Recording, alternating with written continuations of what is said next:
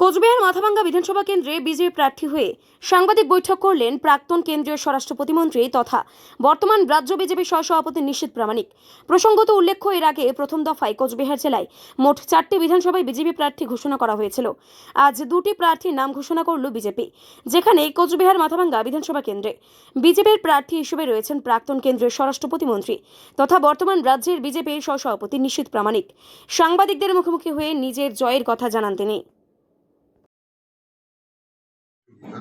কার গ্রহণযোগ্যতা কত বেশি মানুষের কাছে রয়েছে সেটাকে প্রমাণিত করা এবং আমরা কতটা লোকের সাধারণ মানুষের কাছে ডোর টু ডোর পৌঁছতে পারছি সেটার উপরে। তো আমি একটু আগেও বলেছি, একেবারে আমার আমার বলবার বিষয়টা আমি এরকম নয় যে শুধুমাত্র আমরা নির্দিষ্ট ইস্যুগুলো তুলে ধরবো আর মানুষ ভোট দিয়ে যাবে। মানুষের কাছে প্রত্যেকটা পরিশ্রম পরিশ্রম নিশ্চিতভাবে করবার প্রয়োজন রয়েছে। আর পরিশ্রম আমরা সবসময় পরিশ্রমে বিশ্বাসী। নিশ্চিতভাবে এই নির্বাচনের ক্যাম্পেইনিং এর জন্য আমরা যতটা সম্ভব আমরা পরিশ্রম করব। আজ থেকে কি প্রচারে নামবেন? প্রচার শুরু হয়ে গেল আপনাদের মাধ্যমে। নাম ঘোষণা করা হয়েছে, লড়াইটা কিরকম হবে? প্রথমেই আমি দলকে ধন্যবাদ জানাবো এবং যারা নেতৃত্ব তাদেরকে ধন্যবাদ জানাবো যে এই বিধানসভা নির্বাচন, যে নির্বাচনে পশ্চিমবঙ্গের সাধারণ মানুষ তারা পরিবর্তনের দিন গুনছে এবং এই পরিবর্তনের যে নতুন সূর্যোদয়, সেই নতুন সূর্যোদয়ে আমিও সামিল হতে পারবো। আমাকেও সামিল করা হয়েছে বলে আমি আমার অন্তরের অন্তঃস্থল থেকে দলের প্রতি কৃতজ্ঞতা জ্ঞাপন করছি। এবং সেই সঙ্গে সঙ্গে আমি বলবো যে মাথাভাঙ্গা আমার জন্য নতুন কোনো পার্টিকুলার বিধানসভা বা স্থান বা জায়গা নয়।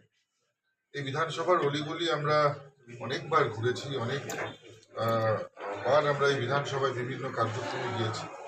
কিছুদিন আগেও জানেন যে আমাদের যে দরজাটা বন্ধ করুন, কিছুদিন আগে যে আমাদের এই পরিবর্তন যাত্রা হয়েছে, সেই পরিবর্তন যাত্রার সবচাইতে বেশি কর্মসূচি আমরা মাথাভাঙ্গা বিধানসভার মধ্যে দিয়েই করেছি।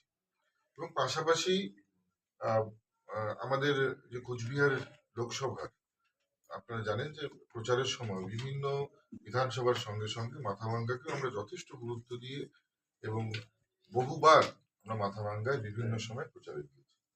মাথাভাঙ্গা আমার জন্য নতুন কোনো জায়গা নয়। সেখানকার প্রত্যেকটা নেতা, প্রত্যেকটা মানুষ তারা আমার খুব কাছের এবং নিশ্চিতভাবে আমরা এই নির্বাচনে মানুষের আশীর্বাদ, দুহাত ভরে মানুষ আমাদের আশীর্বাদ করবে এবং নিশ্চিতভাবে আমরা এই সিট থেকে জয়লাভ করব। মালদা পর্যন্ত যে অবস্থা রয়েছে তাতে আমরা মোটামুটি আমাদের এক্সপেকটেশন 46+।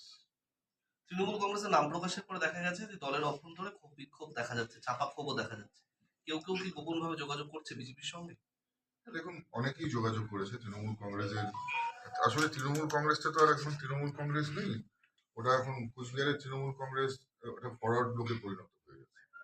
তো স্বাভাবিকভাবেই যারা বর্ষিয়ান তৃণমূল কংগ্রেসের নেতা, যারা তাদেরকে ব্রাত্য করা হয়েছে, একটা ঘর যেমন স্তম্ভ ছাড়া, পিলার ছাড়া তৈরি হতে পারে না, আবার সেই পিলার দিয়ে একটা ঘর তৈরি হওয়ার পর সেই পিলার গুলোকে ভেঙে ফেললে পরে সেই ঘরটা কখনো টেকে না।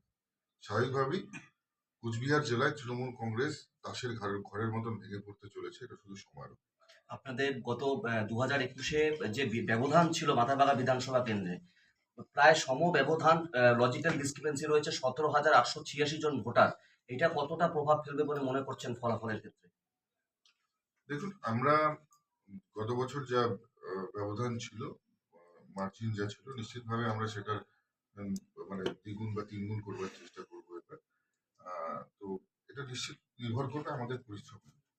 আমরা লোক ভোট দেওয়ার জন্য মুখিয়ে রয়েছে, আমরা কতটা পরিশ্রম করব, যারা মাথাভাঙ্গার নেতৃত্বরা আছে, আমরা নেতৃত্বরা আছে, আমি ব্যক্তিগতভাবে ক্যান্ডিডেট কতখানি পরিশ্রম করবো, সবকিছুর উপর নির্ভর করবে।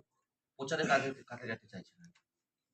প্রচারে আমি মনে করি আমার বুথের যারা নেতৃত্ব মাথাভাঙ্গার, যারা বুথকে পাহারা দেয়, বুথকে আগলে রাখে, তারা নিশ্চিতভাবে আমার কাছে একজন স্টার ক্যান্ডিডেট। এবং তা বাদেও কেন্দ্র থেকে রাজ্য থেকে যাদেরকে ঠিক করবে আপনাদের গত ওয়ার্ডে বিধায়ক খুব ভালো অবস্থায় ছিল, আপনাদের সাংগঠনিক অবস্থাও বলছেন মাথাভাঙাতে ভালো। তারপরেও যিনি জয়ী ক্যান্ডিডেট, যিনি বিধায়ক ছিলেন, কি কারণে পরিবর্তন করলো দল, কি মনে হচ্ছে? নিশ্চয়ই দল যা চিন্তা করে, দল সবার জন্য ভালো চিন্তা করেই ব্যবস্থা গ্রহণ করে। আর নিশ্চয়ই তার জন্য আরো হয়তো ভালো কিছু অপেক্ষা করছে। সময়ের সঙ্গে সঙ্গে সবকিছু দেখতে পারবেন। দলে যারা যোগ্য, যারা কাজ করে, যারা করার কর্মক্ষমতা থাকে, তাদেরকে দল সবসময় প্রমোশন করে। নিশ্চিতভাবে তাদের জন্য আরো ভালো কিছু রয়েছে। সর্বভারতীয় দল, বহু কিছু রয়েছে। শুধুমাত্র এমএলএ এমপি দিয়ে যে মানে আহ, লোককে, মানে যারা যোগ্য লোক তাদেরকে সম্মান জানানো যায় এরকমটা নয়, তার থেকে বহু আরো বড় বড় পথ রয়েছে, বড় বড় জায়গা রয়েছে, সেগুলো নিশ্চয়ই তাদের জন্য অপেক্ষা করছে। বিরোধীরা বলছে যে দিনহাটায় দাঁড়ালে আপনি